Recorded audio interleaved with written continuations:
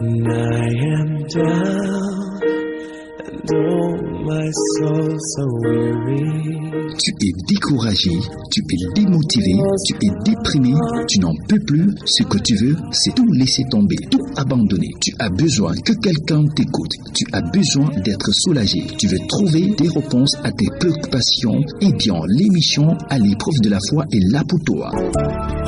Il est la lumière du monde. J'entends dire ça et là que... À l'épreuve de la foi, c'est cette émission d'écoute, c'est cette vitrine qui te permet de te libérer de tes angoisses, de tes peines et de tes soucis. À l'épreuve de la foi. Tous les jeudis, entre 18h et 19h30 sur Radio Kasmando. 94.2 FM.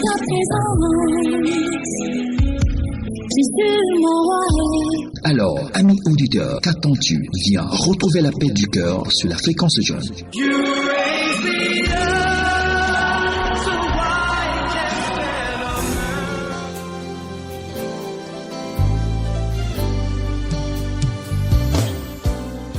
Bonsoir chers auditeurs et auditrices de la radio Kasmando, bienvenue dans votre programme À l'épreuve de la foi, l'espace où nous apprenons à confronter nos choix humains à la lumière de la parole de Dieu. Comme vous le savez, la semaine dernière, nous avons commencé un thème choix amoureux et mariage selon la volonté de Dieu. Aujourd'hui, nous allons prolonger ce thème, aborder d'autres aspects de ce thème-là. Nous allons parler de l'implication de la famille, des critères du royaume, comment savoir que la relation dans laquelle nous sommes est authentique. Voilà autant d'interrogations qui vont meubler cette autre édition de votre émission À l'épreuve de la foi. À l'épreuve de la foi, vous savez, mesdames et messieurs, nous commençons cette émission avec la prière, non sans avoir accueilli notre hôte du jour, l'apôtre Patrick Kenny, qui accepte volontiers de nous accompagner semaine après semaine, édition après édition, pour nous donner l'enseignement, ce que dit la parole de Dieu à travers les thèmes que nous évoquons. Apôtre, bonsoir et bienvenue. Bonsoir Christine, merci, c'est un plaisir d'être avec vous encore pour partager la parole de Dieu et surtout éclairer nos auditeurs en ce qui concerne le mariage. C'est un thème très intéressant, très profond et aussi très pertinent, surtout pour ceux qui veulent bâtir une vie équilibrée et avoir un avenir radieux dans le Seigneur. D'accord, merci beaucoup apôtre pour ce premier jet. Vous savez, la première halte de ce programme, c'est la prière et vous nous faites l'honneur de la faire ce soir pour confier ce programme entre les mains du Tout-Puissant. Alors nous prions. Seigneur, nous te disons merci pour cette grâce de pouvoir encore partager ta parole autour de ce thème du mariage. Père, je prie pour les auditeurs qui ont besoin d'être éclairés. Je prie que ta lumière soit dans leur vie ce soir. Je prie que tu puisses aider ma sœur qui m'écoute, qui va m'écouter, mon frère qui va m'écouter, à pouvoir sortir des pièges dans lesquels ils pourraient entrer et que tu permettes, oh Dieu, que au travers de cette émission surtout, les cœurs soient guéris, que les lumières viennent et que aussi, Seigneur, ceux qui veulent se marier puissent être orientés et réussissent leur choix futur de leur conjoint. Au nom de Jésus, nous t'avons prié. Amen. Amen. Merci beaucoup, apôtre, pour cette prière qui nous permet de prendre une autre halte de ce programme. C'est l'instant louange, l'instant qui vous permet, vous à la maison, chers auditeurs, de vous mettre en condition de prendre de quoi prendre vos notes, excusez-moi de la tautologie, mais il faut bien que vous sortiez d'ici avec quelque chose que vous aurez relevé concernant le choix amoureux, le mariage selon la volonté de Dieu, comment la famille devrait ou ne doit pas s'impliquer dans nos choix amoureux, mais surtout on va faire une sorte de comparaison entre les critères du monde et les critères de Dieu. C'est très important, mais comment Dieu conduit un cœur vers l'autre, ça aussi c'est important pour ces personnes qui ont une certaine relation intime avec le Seigneur. Mais c'est pas encore le moment. On va prendre instant louange et la première chanson que je vous invite à écouter ce soir n'est autre qu'un duo, un featuring entre le Nigeria et la Côte d'Ivoire. Quand deux belles voix de la musique se mettent ensemble, ça donne ceci, KS Bloom en featuring avec Shidi Dima. C'est un remix de C'est Dieu. On s'écoute, on se retrouve juste après. Elle vous a proposé cette chanson par Ismaïla Tagemchi qui assure la réalisation et la mise en onde de ce programme. Instant louange. Instant louange. Tout de suite et maintenant.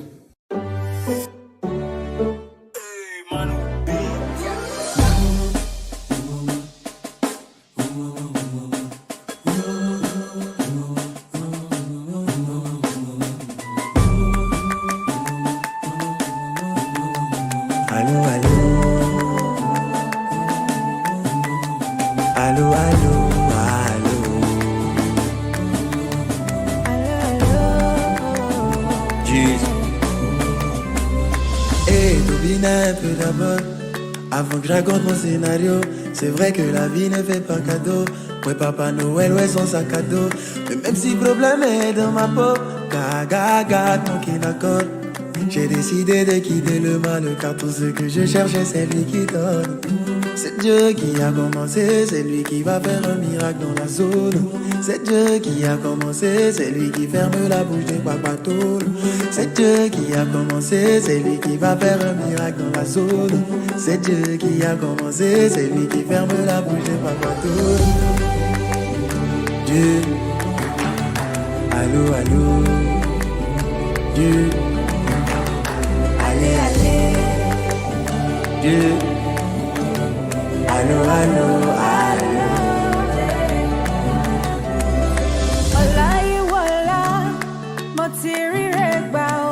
Now because you did my part, now I had to do shakara.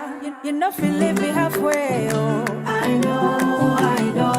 That day you love me too much, oh. I know. So Jackie, I come and say, il a come and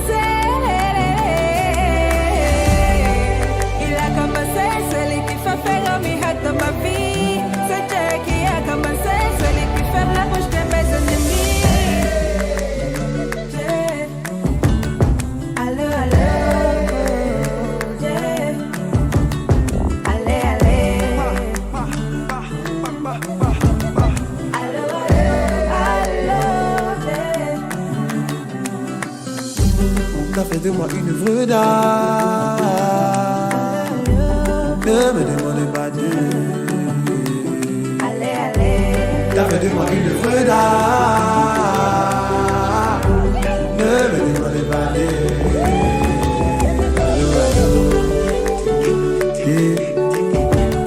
allô, allô, allô.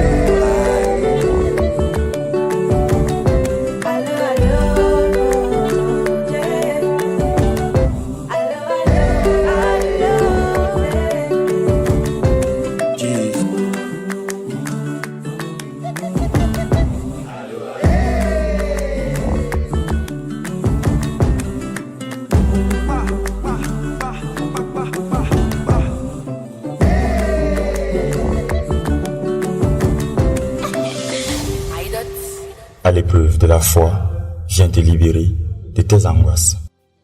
Merci beaucoup Ismaïla Tagemchi. Il faut rappeler, chers auditeurs, que cette chanson célèbre la souveraineté de Dieu dans tous les aspects de la vie, y compris le thème qui meuble cette édition de ce soir, l'amour et le mariage. Elle insiste sur le fait que Dieu a un plan pour chacun et que le bon conjoint est un cadeau divin. Pasteur, du moins apôtre, est-ce que vous confirmez? C'est exactement ça. La Bible dit clairement que celui qui trouve une femme trouve le bonheur. C'est une grâce qu'il obtient de l'Éternel. Donc, si vous avez le bon conjoint, vous avez le bonheur, vous avez la grâce de l'Éternel. Voilà. C'est tout ce qu'on souhaite à nos auditeurs. On va prendre la deuxième musique de ce programme. On s'envole tout de suite du côté du Nigeria et on va écouter Eben dans le titre Victory. À l'épreuve de la foi, votre vitrine de réconfort.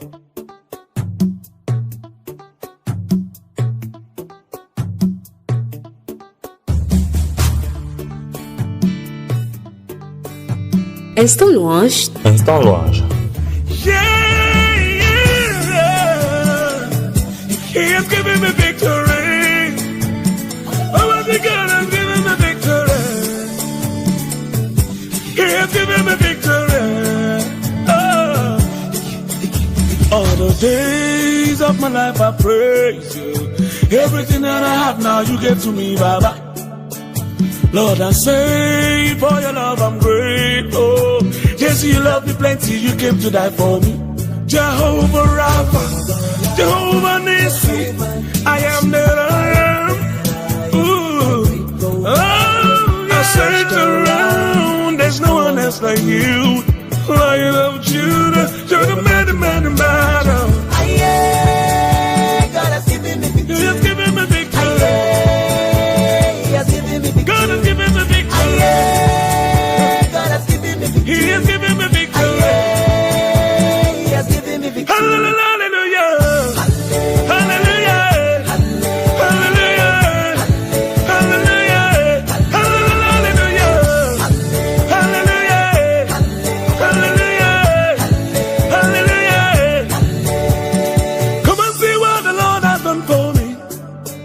He has taken away my sorrows and now I'm free. I got me, hallelujah, bro. I got my hallelujah, power. Because of Jesus, every day now shakara they do. Double, heavenly blessings now him I they receive. Ah, yeah. God, your grace and mercy is always the follow me. Yeah. He has given me victory. He has given me victory. God has given me victory. God has given me victory. He has given me victory. He has given me victory. Hallelujah.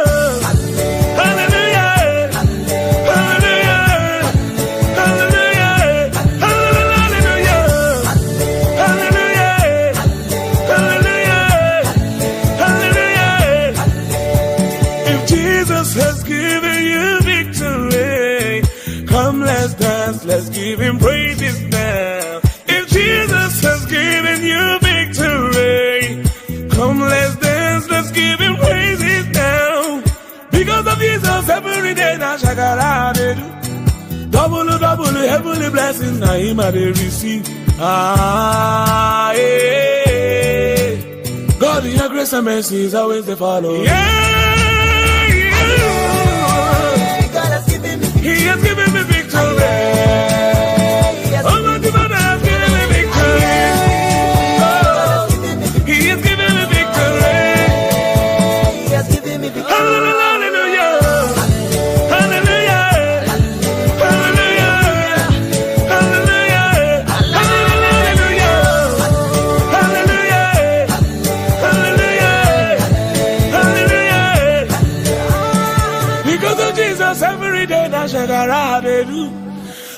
Double, heavenly blessings that him I they receive.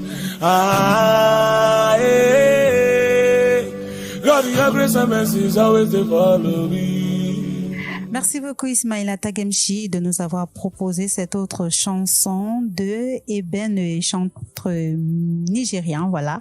Le titre c'était Victory, voilà, vous savez, pour prendre une décision également, on demande la sagesse à Dieu et puis quand on se rend compte qu'on a pris la bonne décision, c'est une victoire pour nous. On va quitter le Nigeria pour revenir au Cameroun, on va écouter une très belle chanteuse gospel également qui, j'ai envie de dire, a consacré sa petite enfance jusqu'à l'âge d'aujourd'hui à louer Dieu, à l'adorer à travers ce que Dieu lui a donné, donc sa voix. Il s'agit de Indira et le titre c'est Je laisse tout à Dieu. Instant louange. Instant louange.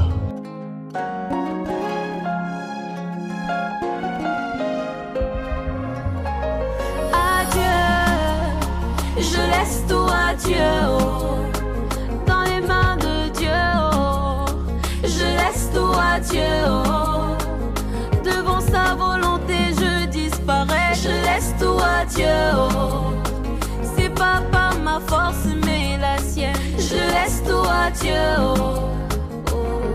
Il n'a jamais dit que je coulerais, même si la route est longue, avec lui j'arriverai. Il a promis de bénir tout ce que je toucherai, et c'est avec lui toute ma vie que je marcherai. Yeah, yeah, yeah, yeah. Zambé toujours mon défenseur, Zambé toujours mon guerrier, Zambé toujours à mes côtés.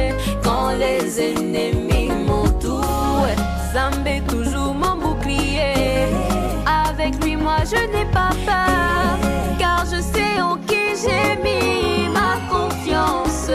Adieu, je laisse tout à Dieu, dans les mains de Dieu. Je laisse tout à Dieu, devant sa volonté je disparais. Je laisse tout à Dieu, c'est pas par ma force mais la sienne. Je laisse tout à Dieu, adieu. Mille tomberont à ma gauche, 10 000 tomberont à ma droite, mais Dieu ne m'a jamais laissé tomber, tomber. Les maladies partout dans le monde, les problèmes partout dans le monde, mais Dieu ne peut me laisser crever, crever. Quand moi je dors, il me protège. Quand je voyage, il veille sur moi. Yahweh toujours à mes côtés. Quand les ennemis m'entourent, Yahweh toujours mon bouclier. Avec lui, moi je ne crains rien, car je sais en qui j'ai mis ma confiance. Adieu, je laisse tout à Dieu, dans les mains de Dieu. Je laisse tout à Dieu, devant sa volonté je disparais. Je laisse tout à Dieu, c'est pas par ma force mais la sienne. Je laisse tout à Dieu, yeah, yeah, yeah. Mon travail je confie à Dieu, ma famille je confie à Dieu, mes voyages je confie à Dieu, à Dieu.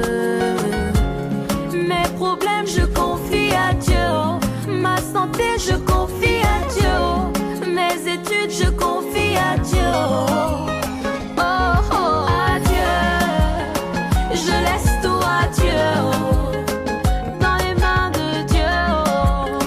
Je laisse tout à Dieu, devant sa volonté je disparais. Je laisse tout à Dieu, c'est pas par ma force mais la sienne. Je laisse tout à Dieu, à Dieu. Je laisse tout à Dieu, dans les mains de Dieu. Je laisse tout à Dieu, devant sa volonté je disparais. Je laisse tout à Dieu, c'est pas par ma force mais la sienne. Je laisse tout à Dieu.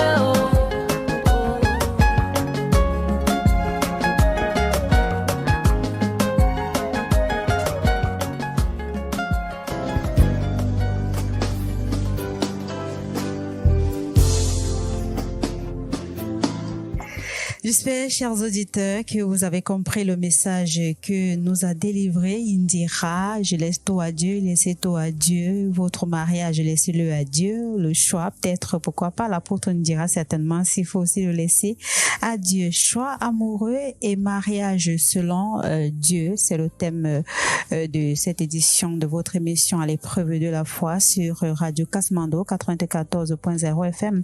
Un thème qu'on a commencé la semaine dernière et cette semaine, on continue pour aborder d'autres aspects, d'autres axes aussi importants que les questions que ce thème a suscité la semaine dernière. Alors, j'ai préféré segmenter en segment, si vous voulez, pour qu'on puisse mieux comprendre ce thème dans sa profondeur. On va parler dans un premier temps des critères du monde versus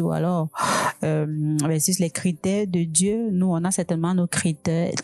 Dieu a pour lui. Vous aurez la possibilité de nous en dire plus à ce propos. C'est d'ailleurs la première halte. Nous, pasteurs, apôtres, on a l'habitude de dire, voilà, l'homme idéal, il est beau, il est grand. Puis on se dit, quoi qu'il arrive, s'il me demande en mariage, je vais partir. Est-ce que, à première vue, on devrait s'arrêter à cela? Voilà, ça c'est une très bonne question. Je dirais, c'est ambigu. Vous voyez, parce que dans le mariage, il y a ce qu'il nous plaît en tant que chrétien, et il y a ce qui plaît à Dieu. Donc, il faudrait trouver le juste milieu, c'est-à-dire trouver ce qui est vraiment qui satisfait et Dieu et nous-mêmes. Par contre, dans le monde, ce qui nous dérange le plus souvent dans le monde, c'est que dans le monde, on se focalise sur soi-même d'abord. Et c'est ça le problème avec le monde, parce que le monde, lui, cherche à se satisfaire. Les choses du monde, c'est pour la satisfaction personnelle. C'est pour ça, vous allez voir que beaucoup de personnes basent leur mariage sur ce leur envie, sur l'envie de satisfaire leur ego, de l'envie de satisfaire leur passion. Et c'est ça le problème du monde, parce que le monde a ses passions.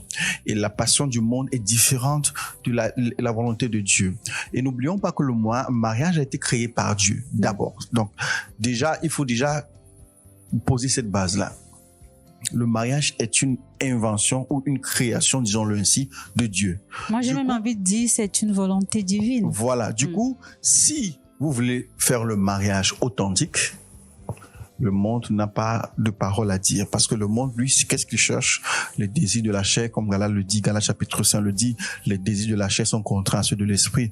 Donc, si on se conforme au monde, c'est qu'on veut se satisfaire, on veut satisfaire la chair. Vous allez voir généralement les personnes qui se marient parce qu'ils veulent prouver quelque chose. Les Anglais ont dit, you want to prove a point. Tu veux absolument démontrer quelque chose. D'autres se marient parce qu'ils veulent utiliser ça comme un trophée.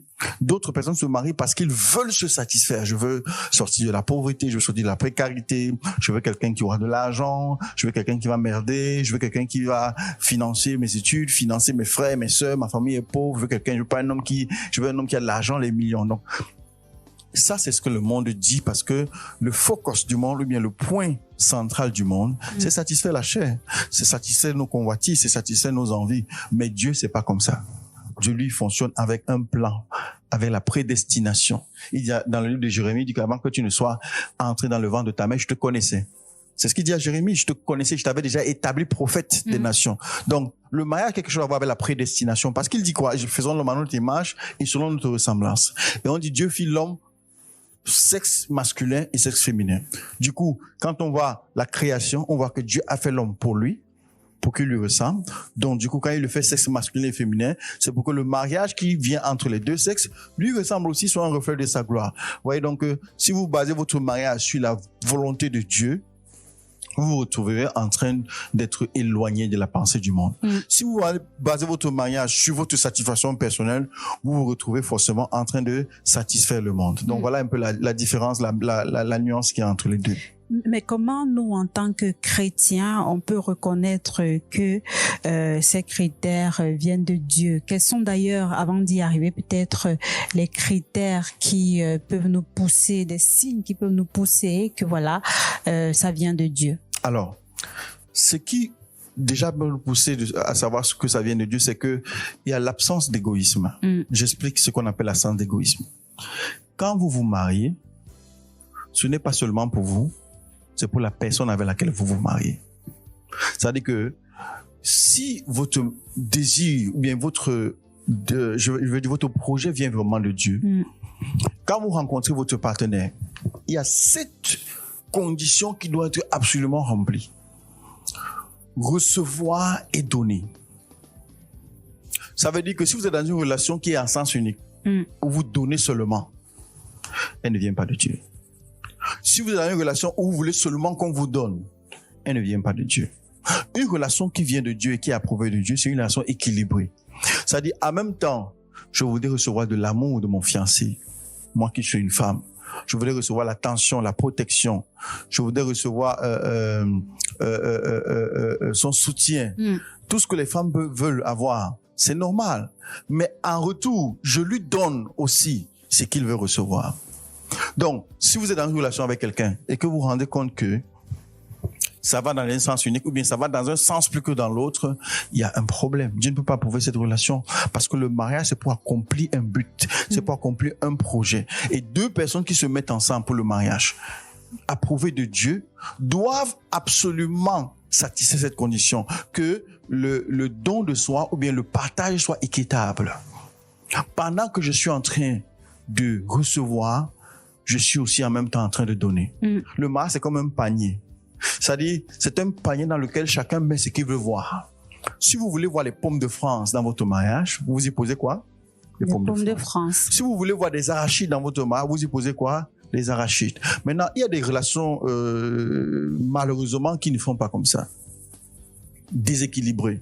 Là, c'est déjà un signe que c'est pas de Dieu. Vous allez voir une relation où l'homme est toujours en train de surveiller la femme. Tu étais où? Tu étais moi. Vous n'êtes pas encore marié, mais il est votre chien méchant. Et il est toujours en train de dire, je t'avais dit, il est toujours en train de vous reprocher. Tu es toujours comme ça. Ouais, les relations où, dès le début, ça dit avec votre fiancé ou avec votre préposé, parce qu'on dit fiançailles généralement, en fait, techniquement, fiançailles, ça commence lorsque les parents sont déjà au courant. On parle de préposé quand il c'est encore dehors, là. Vous êtes avec quelqu'un qui est toujours soit en train de vous rabrouer, soit en train de vous dire comment vous nous faites mal, soit en train de vous reprocher telle ou telle chose, qui est soit parfait, trop parfait pour vous, ou bien qui est soit trop rigoureux pour vous. Posez-vous la question déjà de savoir est-ce que je reçois quelque chose de cette relation. Mais apôtre, est-ce que cette surveillance-là, du moins cette question qu'on vous pose, c'est pas dans l'optique de vous protéger aussi? Il y a un sens qui peut être la protection, mais avant de protéger quelqu'un, il faut d'abord le couvrir, il faut le mettre en sécurité. Vous ne pouvez pas protéger quelqu'un qui ne se sent pas en sécurité. Beaucoup de femmes ici dehors, je m'excuse si je blesse les auditeurs, mais si je te blesse pour que tu sois guéri, c'est bien. Beaucoup de femmes sont dans des relations où elles ne se sentent pas en sécurité. Quand vous ne vous sentez pas en sécurité, vous n'avez rien à faire là dans cette relation. Le désir de sécurité est normal pour une femme. Vous comprenez? Je ne veux pas tirer sur les hommes seulement aujourd'hui. Hein. C'est vice versa. Tout à fait. Ça veut dire que je suis en sécurité parce que je me sens couvré d'amour. Je me sens aimée, je me sens importante. Vous comprenez? Je me sens, moi la femme, je me sens acceptée telle que je suis. Je ne suis pas avec un juge. Je suis avec quelqu'un qui avant de me surveiller, me comble d'amour et d'attention. D'accord. Là, maintenant, la femme va accepter d'être surveillée. Et ce sera même un plaisir pour elle d'être surveillée. Mais regardez une relation où le monsieur... Bon, je dis que je ne fais pas une fixation sur les hommes, mais je sais juste un exemple. Le préposé ou le fiancé, on va le dire comme ça, soit est trop parfait pour vous. Ça veut dire, il vous reproche toujours de quelque chose que vous avez mal fait. C'est-à-dire que tu es toujours comme ça, c'est pour ça que c'est comme ça que tu avais fait, c'est comme ça. Et vous êtes toujours en train de tout faire pour le satisfaire, pour plaire. C'est dangereux. Ça vient pas de Dieu. Parce que quand je dis que ça ne vient pas de Dieu, c'est parce que Dieu ne peut pas vous mettre dans une relation où vous êtes comme dans une prison. Vous comprenez? Dieu ne peut pas vous approuver ce genre de relation. La première chose que vous devez savoir, c'est que ce qui vient de Dieu importe, c'est-à-dire que manifeste d'abord la sécurité et le don de soi. Sécurité et don de soi. Ouais, on n'a pas parlé de l'argent. C'est-à-dire vous êtes avec quelqu'un qui vous respecte, qui vous aime d'abord, et l'amour couvre une multitude de fautes. Et même lorsqu'il veut vous reprocher, il ne vous reproche pas comme pour vous avilir, mais comme pour vous rendre meilleur que ce que vous êtes. Et vice versa. Parce qu'il y a les femmes pareilles aussi, hein, dans des relations. Je t'ai demandé 150 000. Tu n'es même pas capable de venir de 150 000. Elle ne veut pas savoir si vous avez eu des problèmes, si vous avez mal à la tête, si vous entendez bien avec votre boss. Ce qu'elle veut savoir, c'est que qu'est-ce que tu me prouves? Qu'est-ce que tu m'as déjà fait? Tu as déjà fait quoi pour moi? Et vous voyez, ce genre de relation où vous êtes constamment comme dans un tribunal et où vous devez absolument vous défendre, sortez de là. Ça n'est pas de Dieu. C'est pas bon. Il y a beaucoup de relations comme ça, où vous êtes toujours en train de soit prouver que vous êtes innocent, soit jurer que vous êtes innocent, soit promettre que vous n'allez plus recommencer, comme si vous êtes avec votre maître de CM2. C'est pas le mariage là-bas. Vous êtes dans une relation à sens unique. Et très souvent, vous êtes dans une relation qui va vous créer des blessures émotionnelles. Et même des maladies mentales. Parce que la maladie, c'est pas seulement physique. Il y a des personnes qui ont des problèmes de maladie mentale parce qu'ils sont mariés avec des mauvaises personnes. À un moment donné, leur psychique a commencé à souffrir. Ils sont trouvés dans des maladies qui sont carrément mentales. Vous comprenez ce que je suis en train de dire? Donc, la fondation d'une relation que Dieu approuve, c'est la sécurité et le partage mutuel, le don de soi. Et ça doit couler. Ça doit pas être quelque chose qu'on soit. Vous voyez, par exemple, une femme qui dit que, mais j'ai dit, depuis 3 jours, tu m'appelles pas. Ah, j'étais fatigué. Ok, comment tu vas alors? Voilà, ça alors que je t'appelle. Donc, dis-moi alors comment tu vas. Ouais, un peu ce genre de choses. C'est l'offensive. Ça, c'est des signes. Vous devez déjà vous rendre compte que même si ce gars vous donne la voiture, il ne vous épousera pas parce qu'il vous aime. Il vous épousera pour une raison, mais ce ne sera pas parce qu'il vous aime. Parce que quelqu'un qui vous aime sera toujours en train de vous sécuriser, de vous rassurer. Alors, vous parlez de sécurité et don de soi. Où est-ce qu'on peut trouver ça? Dans le cœur de celui qui vous aime. Je vous donne un exemple. Quelqu'un qui rencontre une dame en route et qui dit, madame, je voudrais vous rencontrer. Je prends l'exemple de, parce qu'il y a plusieurs types de mariages. Il y a des mariages qui commencent par des relations normales. Il y a des mariages qui peuvent, on entre dans ce sens. Il rencontre une dame en route. Il dit, madame, excusez-moi, est-ce que je vous appelle madame? Parce qu'il veut savoir si vous êtes mariée, madame ou mademoiselle. Quand vous dites mademoiselle, il est content, il dit, ouais, est-ce que je peux avoir votre numéro? Parce qu'il veut une relation. Il croit voir en vous quelqu'un avec qui il peut faire son futur. Vous vous rencontrez une fois dans un restaurant, ou vous rencontrez 2 fois, ou vous rencontrez 3 fois. Dès la 3e fois, vous pouvez savoir si vous êtes en sécurité ou pas. Très simple de savoir si vous êtes en sécurité. À partir du moment où il vous rencontre, quel est le centre de son intérêt? Est-ce que c'est vous? Ou est-ce que c'est, entre guillemets, la satisfaction personnelle? Il a vu une femme belle, donc il faut mettre dans son lit. Quelqu'un qui a vu une femme belle qu'il faut mettre dans son lit, il ne le cache pas. Dès le 2e rendez-vous, ça se voit. Les femmes sont très, on va dire comment? Elles sont très perspicaces dans ce sens-là. Elles sont capables de lire même vos intentions. Mais quelqu'un qui vous veut, parce qu'il veut bâtir quelque chose à vous, la sécurité émane déjà, même si vous ne le connaissez pas, ça émane de ses intentions, de la façon dont son cœur coule envers vous. Je prends l'exemple de ce monsieur qui vous a rencontré après le 2e rendez-vous, qui est en train de vous se rassurer, vous appeler. Comment tu vas? Comment est-ce que tu as dormi? C'est pas la sécurité, ça. Comment est-ce que tu as dormi? Comment se passe le boulot? Est-ce que tu vas bien? Bon, est-ce que je peux te prendre après le boulot, te ramener à la maison? Est-ce que tu as un souci? Ça, c'est des signes de quelqu'un qui n'est pas là pour le passage, juste pour un passage, ou bien qui pour une relation éphémère, mais c'est quelqu'un qui veut vous donner le meilleur de lui-même. Et par ricochet aussi pour une femme qui est intéressée, qui est en train d'être, comment je vais dire, être courtisée par un homme. Il y a des signaux qu'elle va vous envoyer, vous l'homme, qui vous diront que cette fille-ci, au-delà de ce que je peux lui donner, elle est là pour ma sécurité. Une femme qui vous, peut-être dans une relation, vous n'êtes pas encore, je sais pas, fiancé, mais vous êtes encore dehors, qui vous appelle pour dire, je voulais savoir comment tu as dormi, je voulais savoir comment tu vas, est-ce que tu vas bien, comment vont tes activités? Ok, d'accord. Qu'est-ce que tu aimes manger? Je peux souvent te faire à manger. Par exemple, ça, c'est des signes d'attention. Par contre, il y a un autre revers. Quelqu'un qui est en train de vous dire, comment ça va? Ça ne va pas. Pourquoi? Enfin, moi, j'ai même besoin de crédit. Tu peux avoir 5 000 là. Vous voyez, il y a des choses, ça fait rire, mais c'est sérieux. Quand vous avez ce genre de relation, quelqu'un vous appelle seulement quand il a un besoin, ou bien vous fait signe quand il a un besoin, sortez de là. Il ne changera pas dans le mariage.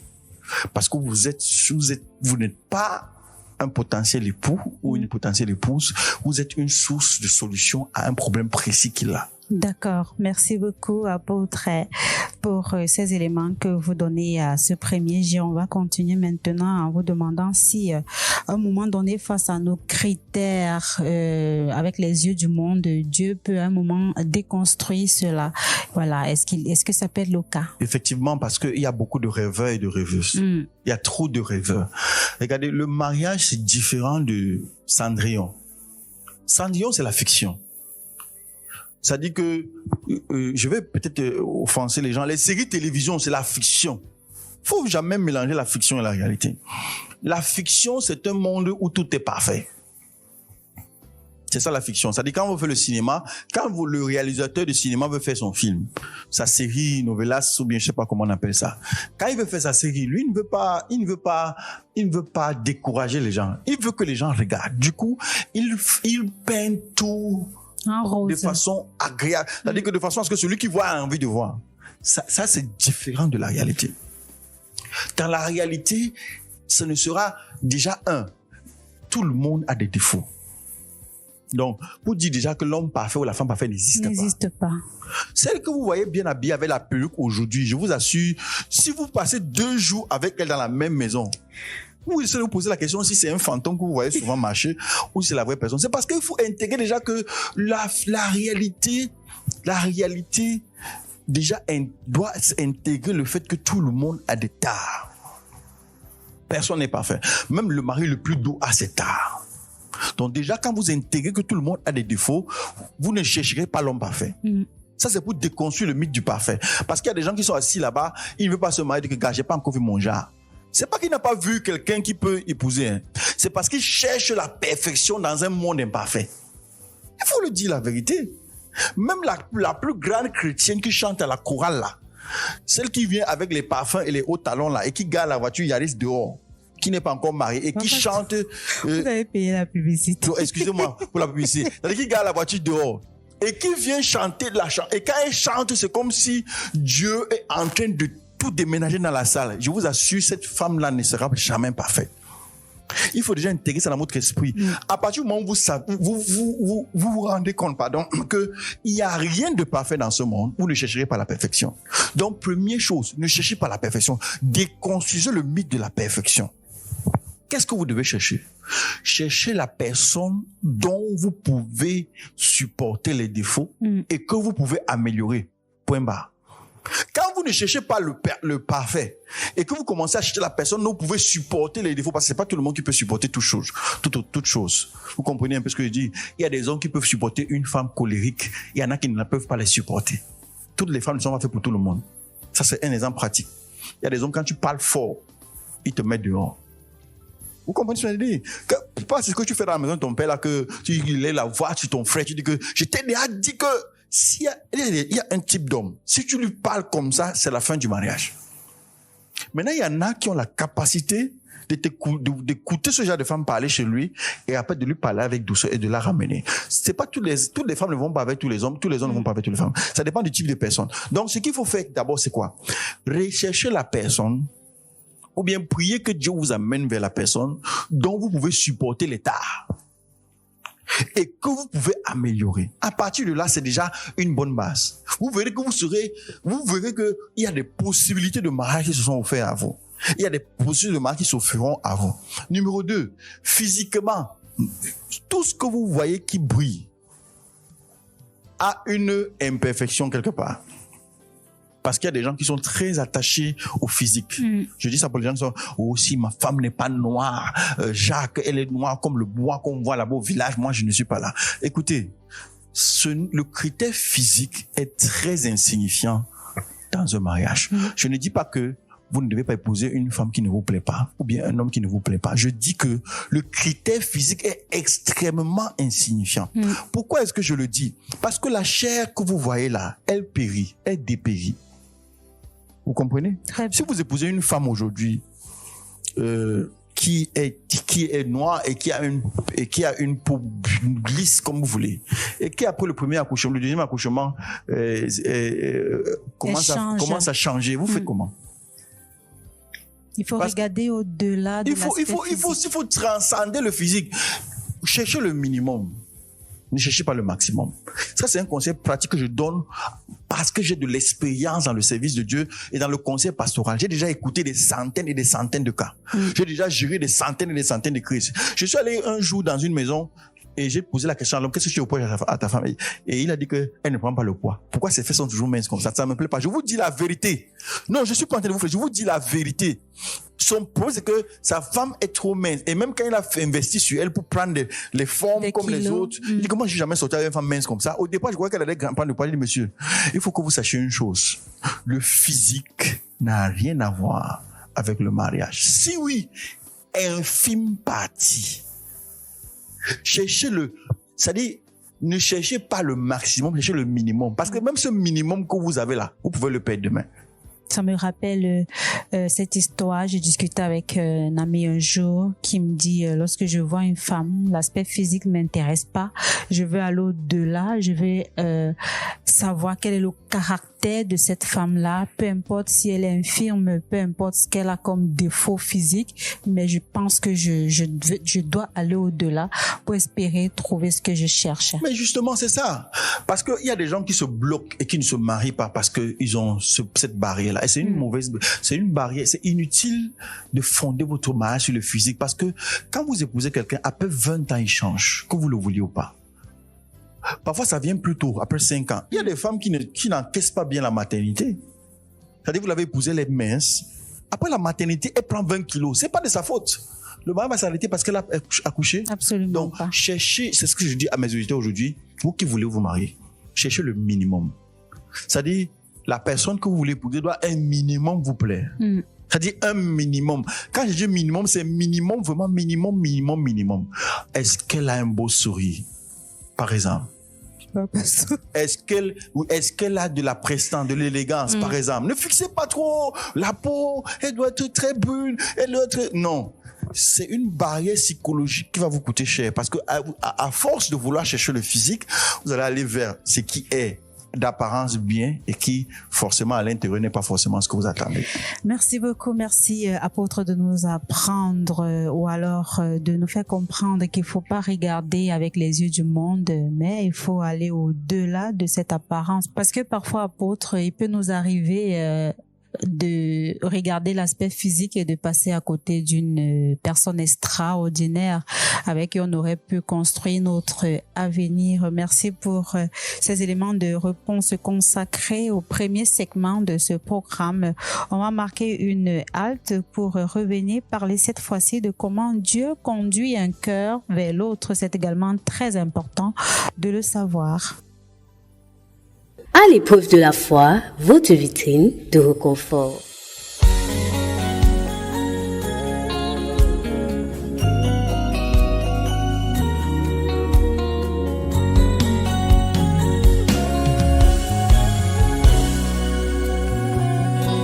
Tu n'as pas regardé à mon péché.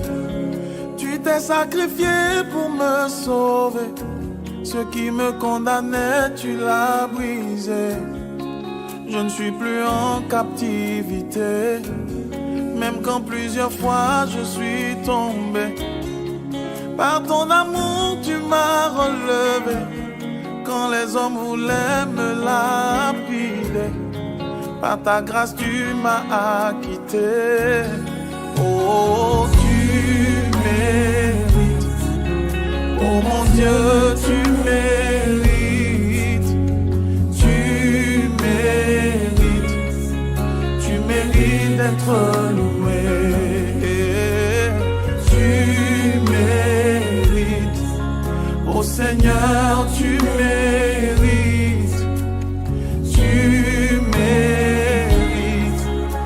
Avec de la foi, viens te libérer de tes angoisses.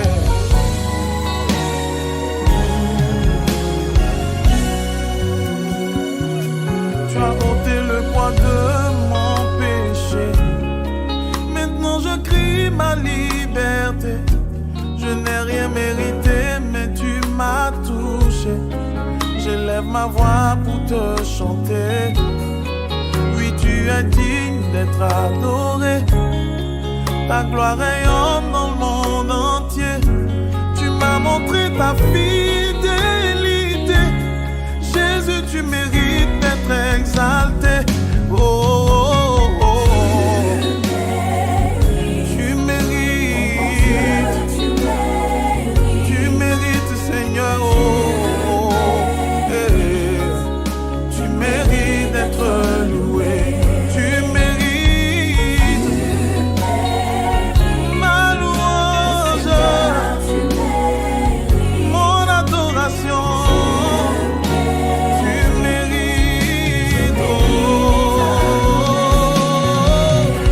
T'adore Jésus, nul n'est comme toi. Reçois ma louange, toi seul en es digne. Je t'adore Jésus, nul n'est comme toi. Reçois ma louange, toi seul en es digne. Je t'adore Jésus, nul n'est comme toi. Reçois ma louange, toi seul en es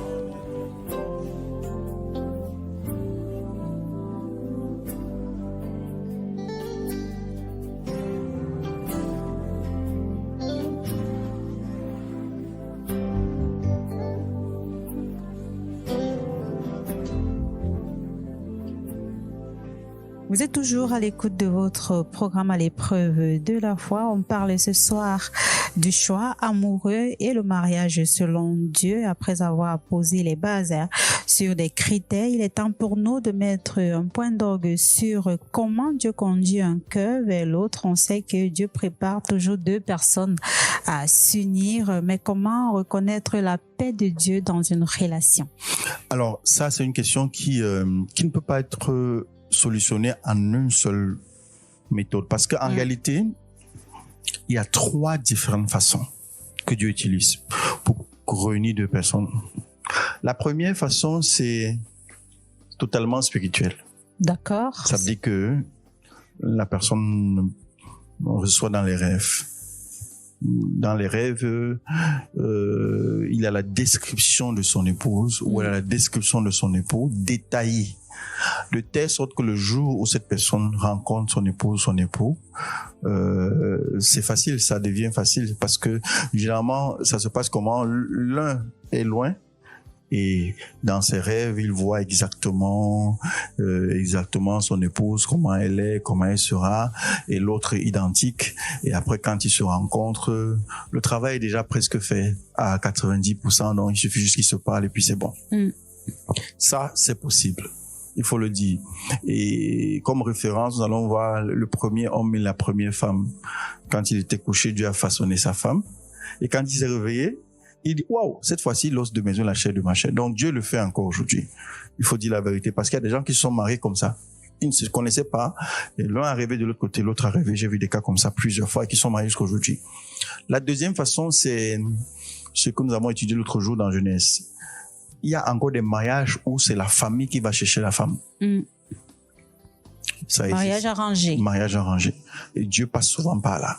Faut pas dire que les mariages arrangés, c'est des choses qui ne marchent. Non. Parce qu'on a coutume de dire qu'il faut qu'on voit la personne, qu'on se dise, voilà, non, ça, elle me plaît. Ça, c'est ce qu'on se dit. Mais il y a des méthodes comme ça que Dieu utilise, comme des mariages, je dirais pas arrangés, mais il y a des familles qui fonctionnent comme ça et Dieu approuve. Ça veut dire que les familles parfois se connaissent par personne interposée ou bien de façon directe, et puis par la méthode du renseignement. La famille de l'homme se renseigne sur le comportement d'une fille dans une autre famille qu'ils connaissent par un ami ou bien par une personne interposée. Quand ils se renseignent et qu'ils voient que la fille correspond à leur idéal, ils vont rencontrer la famille, ils discutent et après ils font que les deux se présentent. Dieu le fait aussi souvent. Mais ça, c'est quand ça ne marche que lorsque les deux cœurs s'acceptent.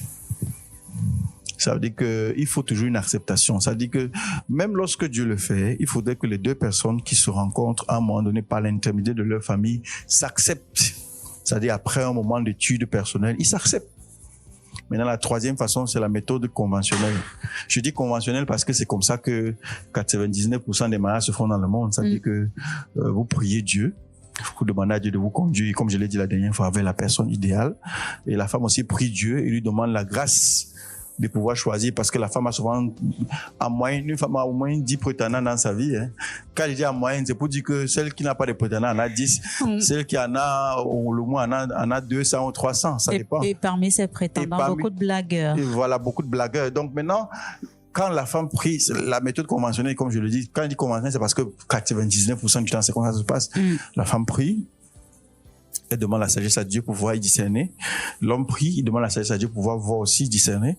Et un jour, les deux se rencontrent et pendant que l'autre est en train d'étudier, il a la conviction et l'autre a la conviction. Et puis, ça commence comme ça. Donc voilà les 3 méthodes par lesquelles Dieu réunit les cœurs. Et il faut pas négliger l'une ou l'autre. Voilà. Revenons sur la première et la troisième méthode. Oui. Est-ce que ça ne demande pas certaines prédispositions pour recevoir ces rêves, ces images de la personne qu'on souhaite? Est-ce que ça arrive à tout le monde? Ça arrive à monsieur YX? Je dirais oui et non.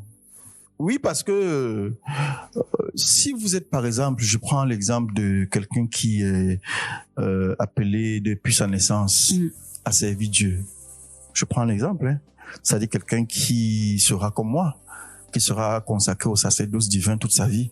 C'est des gens qui sont tellement importants aux yeux de Dieu que parfois Dieu est obligé de passer par là pour qu'ils ne se trompent pas. Non, aussi parce que la personne, le citoyen lambda, ça dit que parfois ça arrive comme ça. Quelqu'un dit, quelqu'un de lambda même qui ne prie même pas trop. Il se couche et puis il se lève, il dit à sa famille que j'ai vu ma femme en rêve. Elle sera comme ça. Et puis on voit que c'est la blague. Et quelques années après, il amène la même fille exactement comme il avait dit. Ça, Dieu, ouais, c'est là où le mystère de Dieu est grand. Dieu n'a pas de... On ne peut pas le contenir en fait. Il fait comme il veut avec n'importe qui. Votre enfant peut se coucher un jour, votre fille de 15 ans peut se coucher un jour et dire, maman, hey, j'ai rêvé que j'étais marié à un homme, ainsi de suite. Elle vous décrit exactement comment il sera et comment le travail qu'il va faire, tout. Et amazingly, comme les anglophones disent, quelques années après, vous verrez que c'est cet homme qui épouse votre fille. Donc, il n'y a pas de canevas précis. Dieu, lui, il peut faire comme il veut. Sauf que, j'ai remarqué souvent que Dieu fait ça pour des personnes qui sont très sensibles. C'est-à-dire des personnes dont le cœur est comme le verre. C'est-à-dire que si ça se casse, une fois ne peut pas coller. Parfois, Dieu fait ça pour les gens comme ça. Des gens qui n'ont pas la capacité de supporter les déceptions. Des gens qui sont tellement sensibles, dont Dieu parfois passe par ça. Tellement fragiles, Dieu passe par là pour en même temps les mettre en confiance et puis permettre que leur destinée maritale ne souffre pas. Parce qu'il y a des gens, une fois vous les blessez, ils ne peuvent plus faire confiance. Par contre, pour ceux qui ont souvent la peau dure, qui peuvent souvent, qui ont le muscle très solide, parfois, Dieu ne fait rien. Ils apprennent par leurs erreurs. Ils commencent une fois, ils échouent, 2 fois, ils échouent. Peut-être la 3e fois, et puis Dieu dit, OK, voici la bonne personne. J'ai permis que tu fasses des erreurs. Voici. Maintenant, pour la 3e, et tout ça, on parle de la première, la 3e. La première, c'est-à-dire la dimension spirituelle. Dimension totalement spirituelle. Et la 3e, la famille? Ouais, non, pas la famille. Oui, quand la famille choisit? Non, c'était la 2e, quand la famille choisit. OK, la 3e, ça dit que vous avez prié. Voilà, vous avez prié. Ça, c'est pour les gens qui ont la force de la résilience. Parce que mon expérience, je ne dis pas que c'est la même chose partout. Mon expérience en tant que serviteur de Dieu depuis plus de 10 ans et plus, c'est que pour ceux qui prient, parfois Dieu permet des erreurs. Pour leur apprendre justement à maturiser, parce que c'est pas toujours la première tentative qui est la bonne. C'est pas la première tentative. Très souvent, je dis pas que ça va, je ne souhaite pas ça aux auditeurs, mais parfois on se rend compte qu'il y a une tentative, 2, 3, peut-être à la Xème tentative que ça marche. Est-ce qu'il faut tout le temps accepter? Non, il faut pas tout est-ce qu'il faut tout le temps? Je veux dire, tentative, 1 échec, 2, 3 échecs, 4, 5, 6 échecs. Est-ce qu'il faut tout le temps tenter non, pour espérer tomber sur... Merci pour la question. Il faut que les auditeurs me comprennent bien. Je ne vous envoie pas faire les échecs. Je ne vous envoie pas tenter. Mais je dis que par expérience. Parce que, vous voyez, l'homme maturise par aussi les expériences. Je prends l'exemple de quelqu'un qui dit, si mon mari n'est pas cadre, moi j'ai fait l'école, moi je peux pas l'épouser. Et elle est convaincue que c'est comme ça. Parfois quand tu veux la conseiller, tu te dis que non ma fille, tu sais, tu as fait l'école, mais est-ce que c'est l'école, c'est pas la vie forcément? Non, Papa Sto. Non, Papa Sto. Moi j'ai quand même un PhD quand même, toi-même Papa Sto. Quand tu me vois comme ça, est-ce qu'il peut épouser un homme qui ne sait pas écrire? Au moins un master. Toi dans ton cœur, moi, par expérience, je peux parfois lire l'échec. Dans ton cœur, moi, je dis pas, c'est que m'est déjà arrivé plusieurs fois. Moi, je sais que celle-ci va se cogner la tête. Mais je vais pas forcer. Je dis, OK, vas-y. Je crois que peut-être Dieu, en tout cas, tu as prié. Elle dit, oui, j'ai prié. Au moins, je laisse donc elle aille. Quand elle se fait mal 2, 3 fois. La douleur parfois enseigne. La douleur rend mature. Et là, maintenant, elle va réfléchir, elle va dire, Papa, je crois que tu avais raison. Et là, qu'est-ce qui s'est passé? Elle est devenue mature. Donc, l'échec, c'était pas pour la détruire. Est-ce que vous ne péchez pas en faisant ça? Autant lui dire la vérité. Non, parce qu'il y a des vérités qui ne passent que lorsque la douleur est passée avant. Parce qu'il y a des gens, il y a des gens qui sont très carrés. En ce qui concerne le mariage, il y a des gens, le mariage, c'est le domaine dans lequel il y a le plus de carrés sur la terre. C'est-à-dire quelqu'un vous dit que si ce n'est pas comme ça, ce ne sera pas comme ça. Et vous qui avez l'expérience, moi j'ai de l'expérience depuis de 15 ans de service de Dieu. J'ai enseigné dans les conférences, j'ai brassé des milliers de personnes. Donc du coup, je peux quand même lire déjà ce qui est déjà mieux et ce qui n'est pas mieux. Vous comprenez? Donc, quelqu'un peut avoir l'âge physique, mais ne pas avoir l'âge mental. Et l'âge mental parfois vient. Qu'est-ce que j'appelle âge mental? La maturité. C'est la maturité qui vous prédispose au mariage. C'est pas l'âge physique. Vous pouvez avoir 35 ans et ne pas être mature. Et c'est qui rend souvent les gens matures? Je vais le dire, ce sont les échecs. Quand quelqu'un a déjà échoué 2 fois, s'il n'est pas mature, c'est qu'il va se perdre. Il y a une prise de 2 conscience. échecs, ça suffit. Moi, je le dis par expérience. 2 échecs comme ça, 2. 2. Ça suffit pour changer un peu le mindset. Parce que il y a des gens qui sont, comme je le dis, Christine, il y a des gens, soit ils sont carrés parce qu'ils sont très auteurs, ils ont une très haute opinion d'eux-mêmes, soit ils sont carrés parce qu'ils sont extrêmement rigides. D'accord. Apôtre, on va permettre à la pub de passer, on revient après pour, pourquoi pas continuer à être nourri sur cet aspect précisément de comment Dieu conduit un cœur vers l'autre. À l'épreuve de la foi, votre vitrine de réconfort. Kasmando FM. La pub. Ce que t'as dit sur moi, ça m'a touché. Trop facile, les choses à refaire. Fatigué des parcours tout tracés, marre de rêver en regardant des défilés, vous avez une âme de créateur qui bouillonne, une passion pour le style qui vous anime. L'école internationale de haute couture et design du CIF Cafrade vous ouvre ses portes pour faire de vous un véritable maître de l'élégance. Marquez votre style, apprenez la couture, le modélisme, le stylisme, devenez un génie du patron et un visionnaire des tendances. Réinventer l'artisanat, de la chapellerie sophistiquée à la décoration d'intérieur qui fait rêver, nous vous donnons les clés pour exceller dans des domaines où la créativité est reine. Entrez dans l'industrie, formez-vous avec des professionnels qui ont fait leurs preuves. Nos formations ne sont pas juste des cours, ce sont des tremplins pour le succès. À l'école internationale de haute couture et design, vous pouvez vous former en 3 ans pour le cycle standard et en quelques mois seulement pour la formation à la carte. Notre rentrée des formations aura lieu en octobre 2025 et les places sont précieuses. Située derrière l'hôtel Royal Palace, cette école changera votre vie. Appelez-nous au 699 38 97 83 677 44 65 45. Venez vous former et changer votre vie. CIF Cafrade, une formation, un métier, un avenir.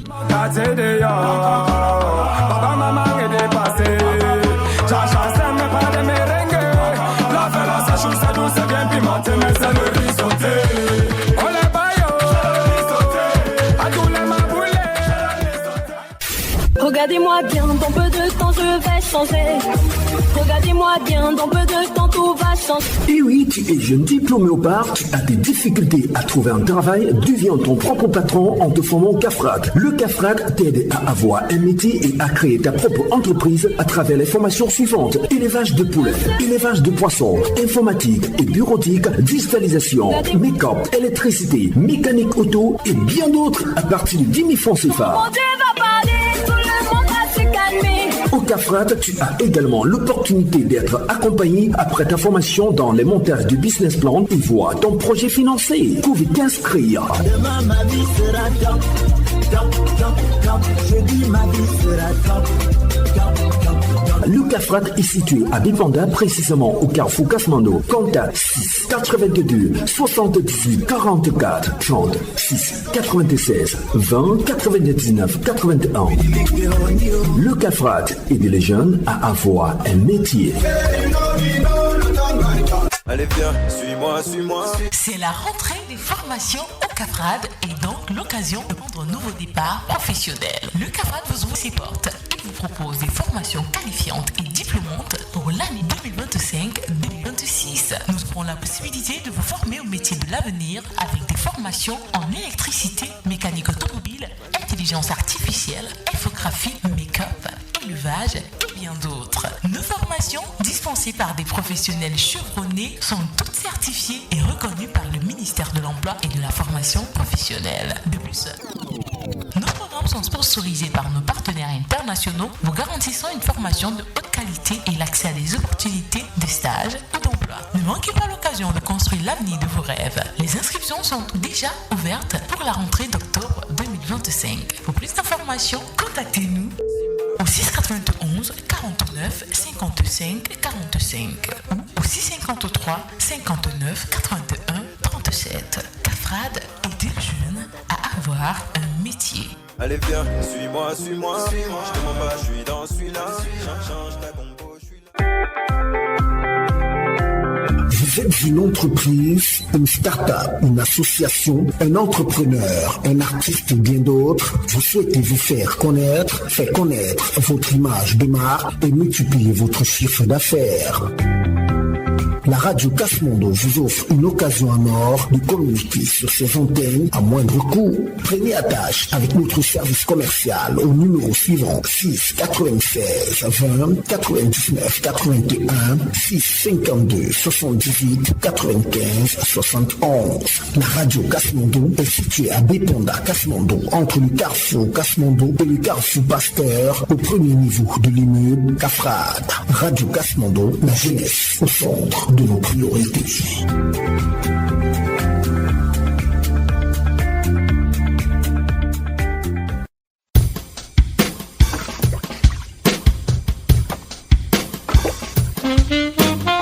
Bienvenue au CAFRAD, le centre d'animation, de formation, de recherche et d'appui au développement.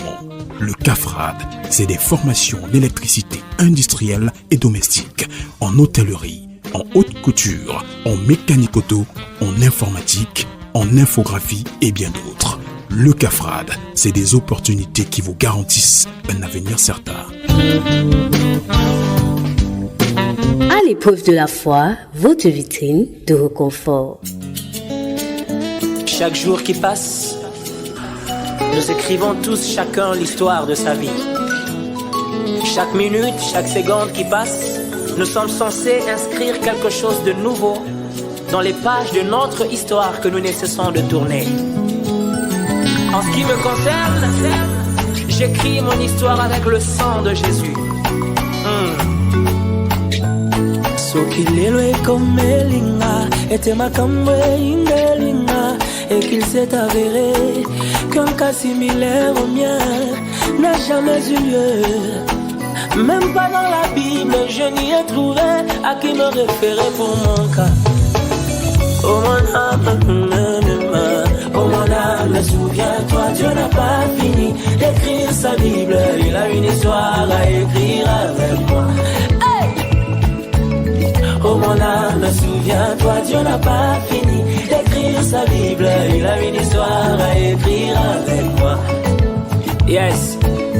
Oh mon âme, souviens-toi, les bontés de l'Éternel ne sont pas épuisées. Oh mon âme, souviens-toi. Oh mon âme, souviens-toi, les bontés de l'Éternel ne sont pas épuisées. Il y a encore de ressources non exploitées. Il y a encore de ressources non exploitées. Oh, il y en a. Il y a encore de ressources non exploitées. Oui, les bontés de l'Éternel ne sont pas épuisées. Oh non, non, non, non. Oh. Ses compassions ne sont pas éternelles. Mais elles se renouvellent. Comment? Elles se renouvellent chaque matin. Oh, amen. Amen. Amen. Amen. Amen. Amen. Amen. Ok, Zangalelo. Zamba kokyo salelanga. Makamwe salema nanute. Akokyo salelanga ibika mwa oyo. Eko mama kutute. Akokyo banananga ili solo sika oyo. Beta majame na nyango. Yolo. Basantu na ngambo basozela. Toyela bango matako ya sika. À l'écoute de la foi, viens délivrer tes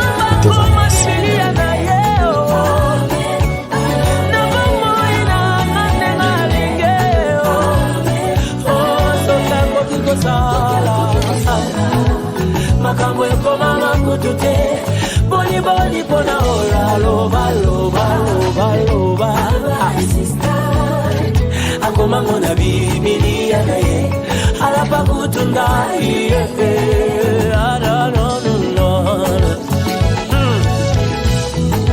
tant que je suis encore sur terre là, Dieu n'a pas encore fini d'écrire sa Bible là.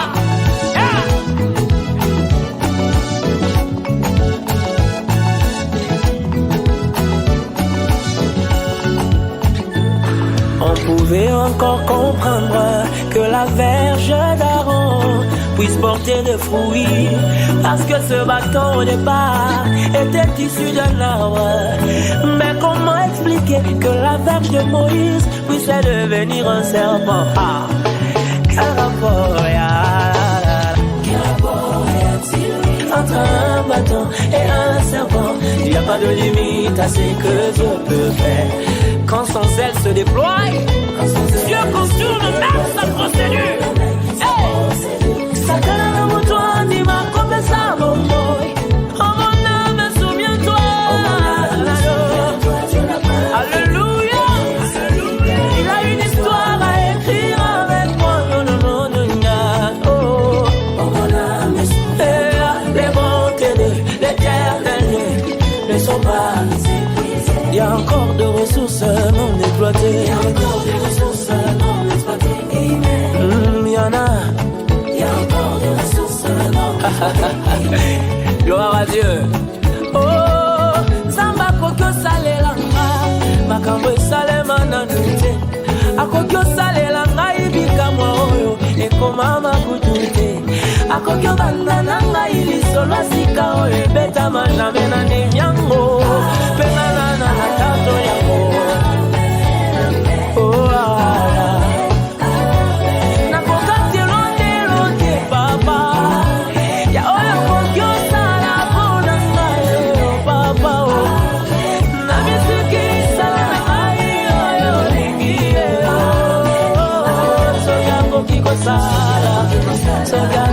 sala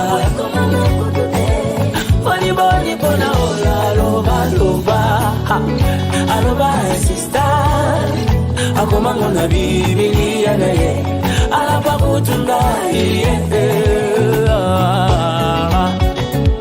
toka kokiko sala makambo ekoma makutute boni boni bona ola loba sister akomango na Biblia na ye alapa kutunda. Hallelujah. Alebete la tambe molo bide la tambe na yo. Tu peux répéter avec moi ceci. Quand je suis encore sur terre là, Dieu n'a pas encore fini d'écrire sa Bible là.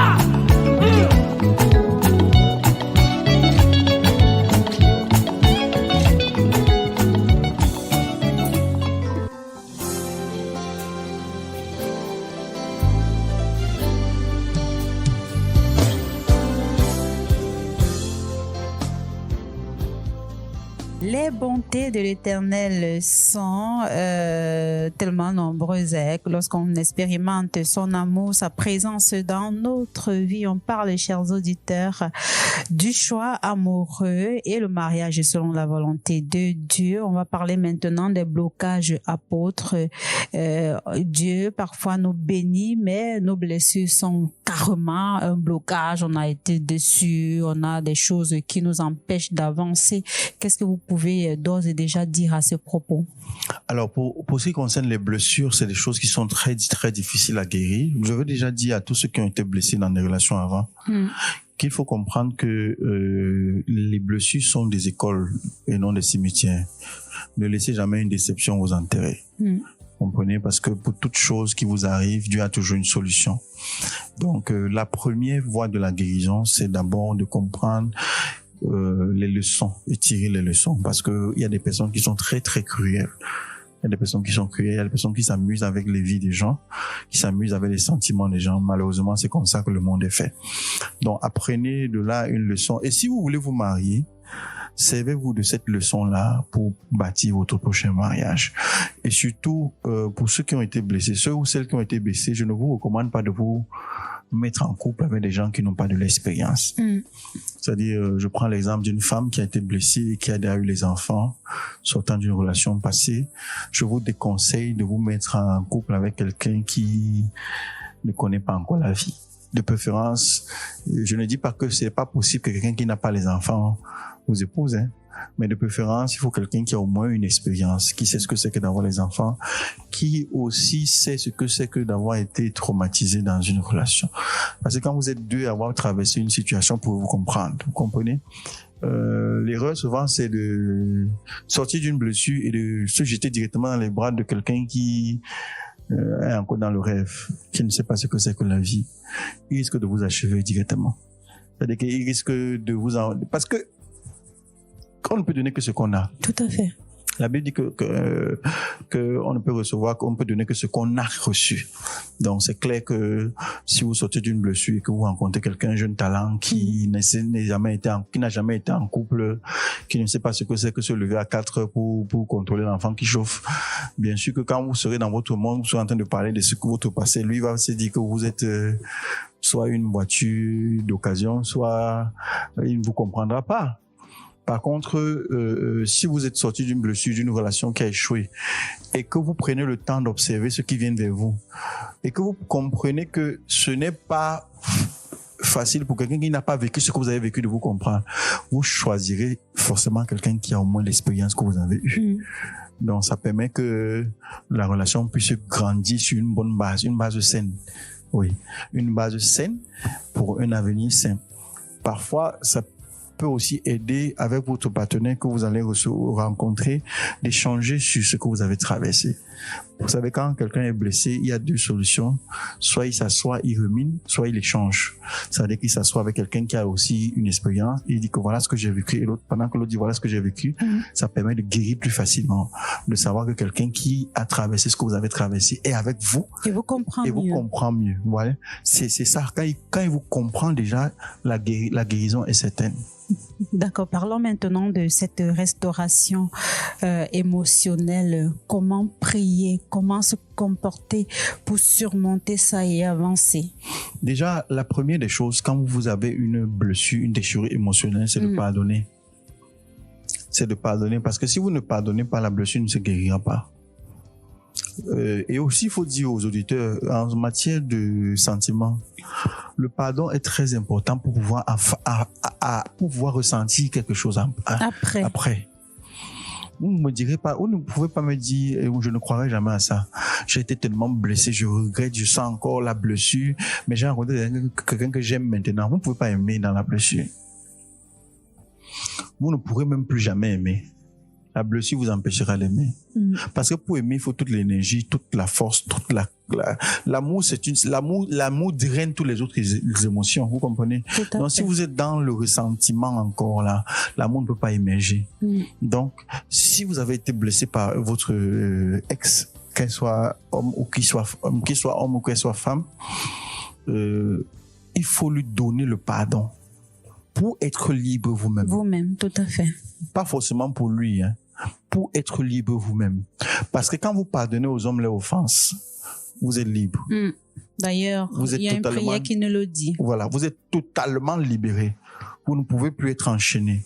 Vous ne pouvez plus être prisonnier. Et Dieu le dit aussi que si vous ne pardonnez pas aux hommes vos offenses, vous ne seront pas pardonnés. Donc celui qui pardonne se libère quelque part. Tout à fait. Pardonnez-lui. Pardonnez à cette personne, laissez-la partie de votre cœur. Est-ce qu'il y a des exemples concrets dans la Bible qui témoignent? Jésus-Christ. Voilà. Jésus-Christ, tu la crois?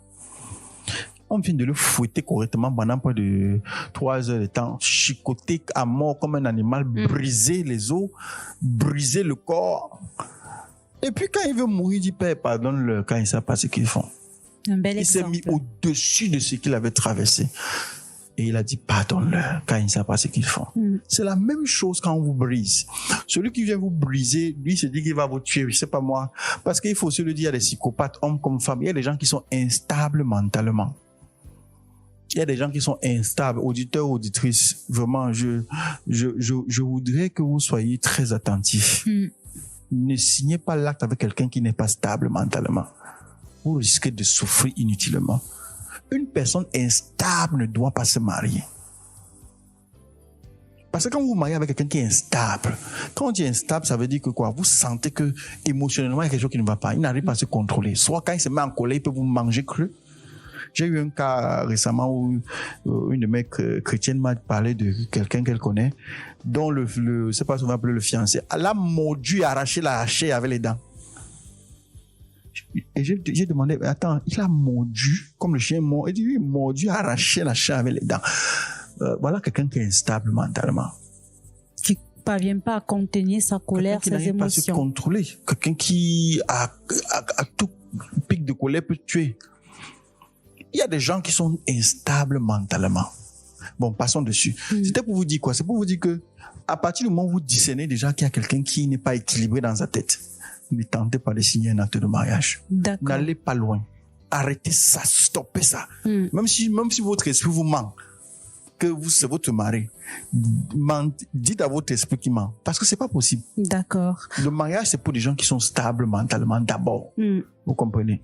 Et il y a beaucoup de femmes et beaucoup d'hommes qui sont instables mentalement. Il y a beaucoup de personnes qui sont dans des mariages avec des personnes qui sont totalement irascibles. Est-ce que ce ne sont pas, par exemple, des échecs qui peuvent pousser à cette instabilité mentale? Entre autres, mais vous n'allez pas imposer votre instabilité à quelqu'un. D'accord. C'est ça aussi. On va avancer si vous ne le permettez. On va quitter cet aspect de pouvoir rencontrer quelqu'un qui a vécu la même chose que nous et qui est à mesure de nous comprendre, avec qui on est à mesure de se comprendre pour avancer. Pour parler maintenant de la solitude, est-ce que à un moment donné, on peut pas mettre un temps d'arrêt pour dire voilà, je prends sur moi un moment pour rétablir une certaine communion avec Dieu avant d'avancer? Est-ce que c'est pas aussi une forme de guérison émotionnelle? Oui, bien sûr, c'est même la meilleure façon de guérir. Mais attendez, il y a un piège dans le fait de s'isoler. C'est que quand vous vous isolez, vous ne guérissez pas facilement. Il faut s'ouvrir. Il faut pas s'isoler. Même si vous ne vous ouvrez pas, il faut pas s'isoler. Je dis parce que les femmes ont souvent tendance à s'isoler. Je parle de prendre le temps d'être seul. Être seul et puis avoir cette relation intime avec Dieu à ce moment-là. Pas forcément dire voilà, je veux voir personne et autres. Non. C'est juste faire une sorte de remise en question. Voilà. Oui. Voilà. Mais maintenant, voilà ce que je conseille. Si vous êtes célibataire et que vous sortez de quelque chose de difficile, pendant que vous voulez bâtir votre relation avec Dieu, continuez à rencontrer des gens. Quand je dis rencontrer des gens, il faut pas mal me comprendre. Je dis pas forcément rencontrer pour vous marier. Ça dit que il y a cet adage qui dit au village que quand on isole un morceau de bois du feu, il s'éteint. Vous comprenez? Ne serait-ce que la communion fraternelle est importante. C'est-à-dire si vous avez une communauté chrétienne, je préconise que vous entrez dans un groupe. Vous voulez vous reconstruire, n'est-ce pas? Vous voulez avoir une bonne relation avec Dieu, mais entrez dans un groupe. Participez aux activités du groupe. Par exemple, quand ils veulent sortir, sortez avec eux. Quand ils vont faire des, parce que ça vous met ça garde le lien social. Parce que j'ai remarqué que les gens qui disent souvent qu'ils veulent prendre le temps de prier perdent le fil du social. Et quand vous n'êtes plus sociable, vous devenez invivable sans le savoir. C'est-à-dire que automatiquement, quand vous vous retirez là, oui, je veux prier, je veux prendre le temps de prier, c'est bien. Mais vous n'êtes pas un esprit. Vous êtes fait de chair et de sang. Et si vous voulez vous marier, il faut garder le lien social, le tissu social. Ça, c'est très important. Donc, vous pouvez prendre le temps de prier pour guérir, mais ne perdez pas le lien social. D'accord, merci beaucoup. Apôtre, abordons maintenant et sans transition un autre aspect et pas des moindres. Il y a que lorsqu'on rencontre l'être aimé, on se dit voilà sa moitié, voilà ma moitié et tout. La famille s'implique à un moment donné. L'implication de la famille, ça peut à un moment donné influencer nos choix. On se dit voilà la bonne personne et puis on vient te dire non, ils sont comme ça chez eux, voilà. À quel moment cela peut devenir toxique? Ou alors à quel moment ça peut aussi aider? Ça peut aider. Bon, j'ai regardé, la famille est indispensable. Personne ne se marie sans une famille. Genèse chapitre 24 nous parle de l'histoire du premier mariage. La famille a un rôle à jouer. Seulement, la famille n'est pas comment on va dire ça? Forcément un obstacle. La famille a son mot à dire. Pourquoi? Parce que il faut comprendre le rôle de la famille. Quand une femme doit se marier, elle est sous l'autorité de son père quand elle est célibataire. Vous comprenez? Oui. Donc, il faut convaincre son père que vous prendrez soin de sa fille. Il a le droit de vous poser des questions. Il a le droit d'enquêter sur vous. Même si le père ne vit plus, celui qui représente le père a le droit et le devoir de se rassurer que celui qui vient prendre sa fille est correct. Donc, laissez la famille enquêter. Il faut laisser la famille enquêter et il faut accepter que la famille enquête. Il y a même que ça va au-delà de l'enquête parce que il peut y avoir des familles où on viendra carrément te dire que ce choix-là, c'est pas le bon. Oui. Sans même avoir enquêté. Il y a des familles qui disent ça, bon, maintenant, il faut juger. Si c'est le tribalisme, par exemple, il faut rejeter. Mais si les éléments qu'ils vous donnent sont vérifiables, il ne faut pas rejeter. Chaque élément qu'une famille soulève et qui est vérifiable doit être pris en compte par celui qui veut se marier. Maintenant, à vos risques et périls, vous pouvez décider d'aller contre la famille. Mais ça, c'est dangereux. Si vous allez contre la famille et que Dieu est avec vous, c'est bien. Mais si vous allez contre la famille et que les éléments qu'ils ont soulevés sont pertinents, vous allez échouer. Je voudrais prendre un cas concret d'une situation d'une jeune dame qui a rencontré un monsieur. Le monsieur avait déjà 4 enfants. Oui. Et voilà, quand elle a fait part de cette rencontre à sa maman et puis avec le projet de mariage, sa mère déjà au début a dit, moi je sens pas, comme on dit vulgairement, je sens pas ce garçon et tout. Oui. Et puis la fille a dit, bon voilà, moi c'est ma personne, c'est elle que j'ai choisie. Ils se sont mariés et ils ont eu 2 enfants par la suite. Oui. Ça fait 6 pour le monsieur et 2 pour elle pour l'instant. Et puis c'est pas toujours dimanche tous les jours. Et puis elle souffre, vous voulez dire? Bon, oui, parce que elle parvient pas parfois à joindre les 2 bouts, c'est compliqué et tout. Est-ce qu'elle aurait dû écouter sa maman à ce moment? Elle aurait dû écouter sa maman. Elle aurait dû savoir pourquoi sa maman ne le sent pas. Je ne dis pas qu'elle aurait dû forcément obéir. Regardez, il y a une chose que vous devez savoir. Quand vous voulez vous marier, la famille doit vous bénir. La famille doit vous bénir. Avant même que le pasteur ne vous bénisse, si votre famille ne vous bénit pas, vous êtes déjà en handicap. Sauf si votre famille vraiment a des positions tribalistes, parce que Dieu est contre le tribalisme, et sauf si votre famille a des positions mystiques, ça veut dire qu'ils font la sorcellerie.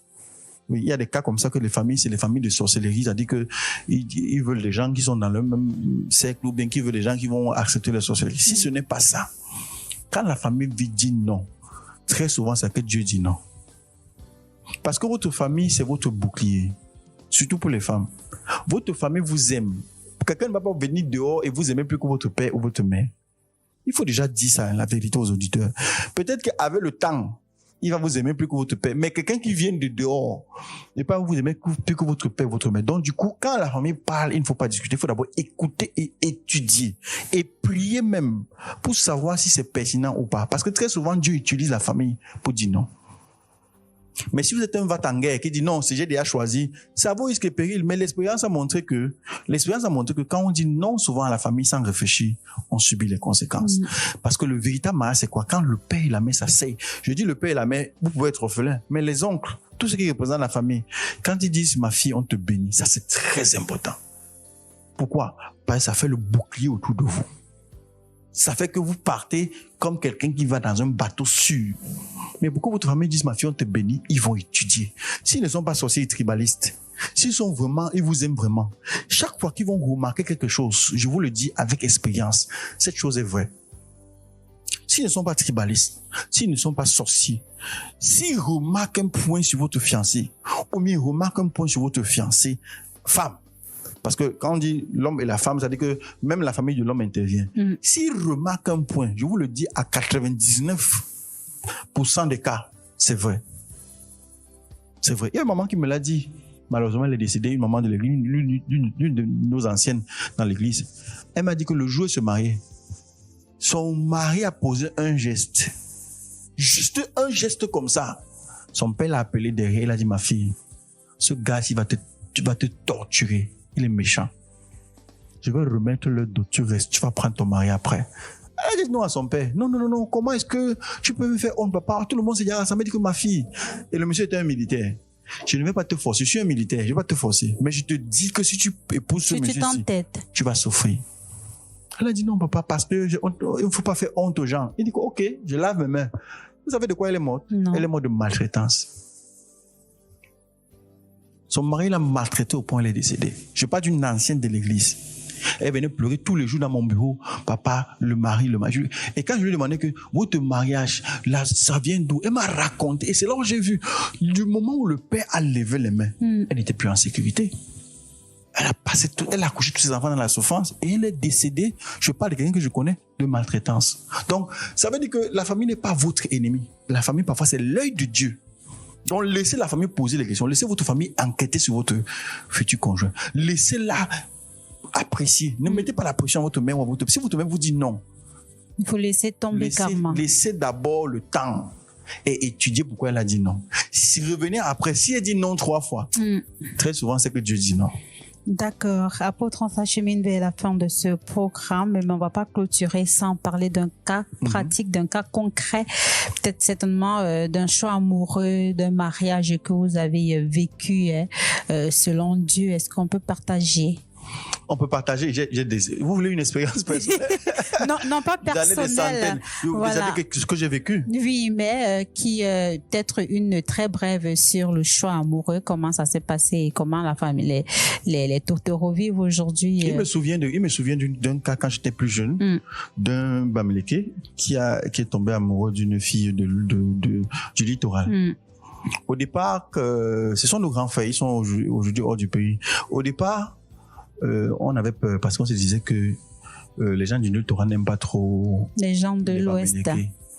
Et ce qui m'a surpris, c'est que la famille de notre grande sœur là, quand le gars a fait le premier voyage pour aller voir le père et la mère, le père a dit au garçon, viens, tu vas dormir avec moi. Et ils se sont couchés sur le lit ensemble. La nuit, le père l'a réveillé et a demandé que mon fils, ton père s'appelle qui? Il a donné le nom. Ta mère s'appelle qui?